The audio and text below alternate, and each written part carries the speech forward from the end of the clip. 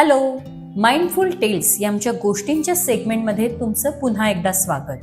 Last टाइमची आमची screen free दिवस म्हणजे काय ही गोष्ट तुम्हाला सगळ्यांना खूप जास्तच आवडली आणि तुमच्या घरी फक्त पालक आणि मुलं नाही तर आजी आजोबा सुद्धा हा दिवस साजरा करणार हे तुम्ही आम्हाला कळवलं.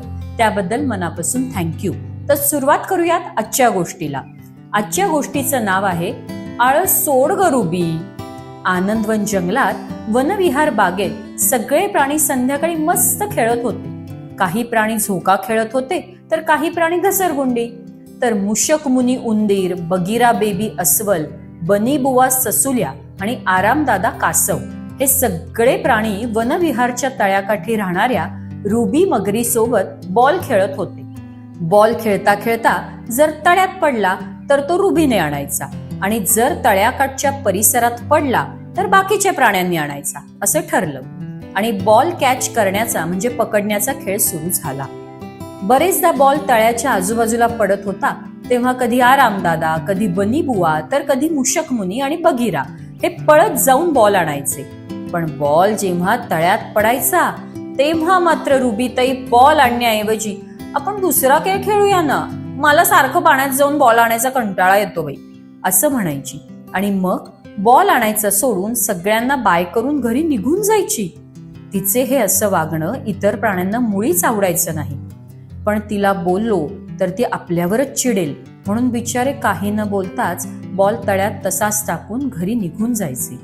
रुबीला हा असा लेझीनेस म्हणजे आळस फक्त खेळतानाच यायचा असं नाही बरं का. तर रुबीला घरात आजीने मदतीसाठी हाक मारली तरी ती आजी मी जरा वेळाने येते ग असं म्हणून जागेवरची उठायची सुद्धा नाही. तसेच शाळेत सुद्धा काही होमवर्क म्हणजेच घरचा अभ्यास दिला तरी जोपर्यंत तो शाळेत परत द्यायची वेळ यायची नाही तोपर्यंत ही रुबी काही त्याला हात लावायची नाही. घरचा अभ्यास कर ग रुबी म्हणून तिची आई तर सारखी मागे लागायची, पण रुबी नेहमीप्रमाणे उद्या करेन ग आई असंच म्हणायची आणि अगदी शाळेत जायच्या वेळेला घाईमध्ये जसा जमेल तसा घरचा अभ्यास अर्धवटच उरकून शाळेत देऊन टाकायची.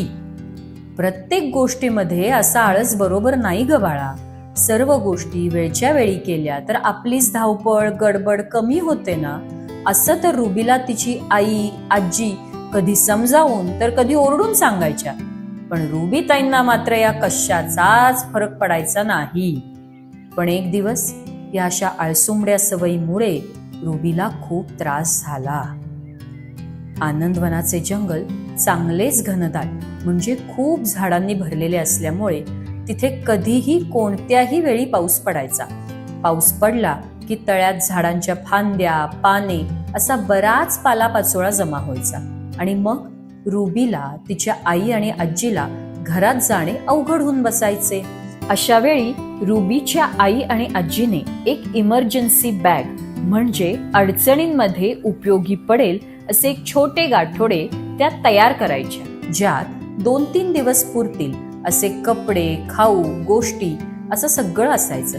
म्हणजे जोपर्यंत पाऊस थांबत नाही तोपर्यंत तळ्याकाठीच कुठेतरी एका कोपऱ्यात राहून त्या गाठोड्यातल्या गोष्टी वापरून पाऊस कमी होईपर्यंत तिथेच राहायचे आणि पाऊस थांबला की पुन्हा तळ्यात जायचे.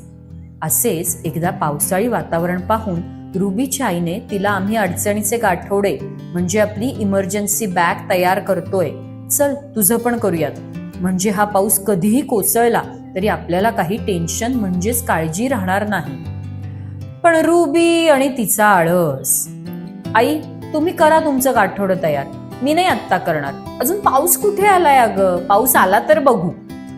आई आणि आजीने खूप वेळा समजावून सुद्धा रुबीने काही तिचे गाठोडे तयार केले नाही आणि जो व्हायचा तो गोंधळ झालाच.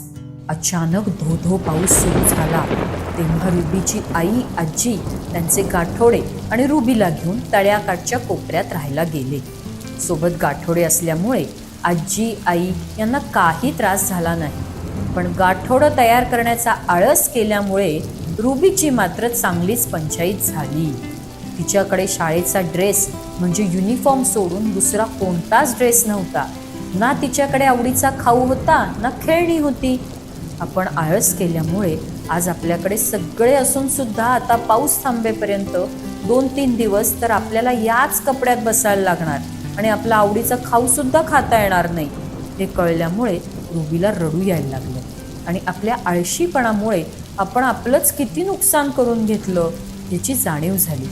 सारखा सगळ्या गोष्टींचा आळस येणे कसे चूक आहे हे रुबीच्या लक्षात आल्यामुळे आई आणि आजीने गाठोड्यात आणलेला नावडीचा म्हणजे न आवडणारा खाऊ सुद्धा रुबीने कोणतीही कुरकुर न करता शांतपणे खाल्ला आणि पाऊस थांबण्याची वाट पाहत शांत बसून राहिली.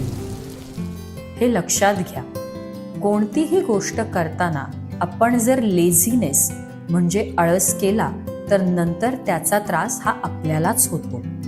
सगळ्या गोष्टींमध्ये आळस करून आपण जे आत्ता नको, नंतर करू, नंतर बघू म्हणतो ना, त्यामुळे सगळ्यात मोठे नुकसान आपलेच होते. आळस झटकून गोष्टी करायला शिकलो तर नक्कीच कमी प्रॉब्लेम्स म्हणजे अडचणी येतात. थँक्यू.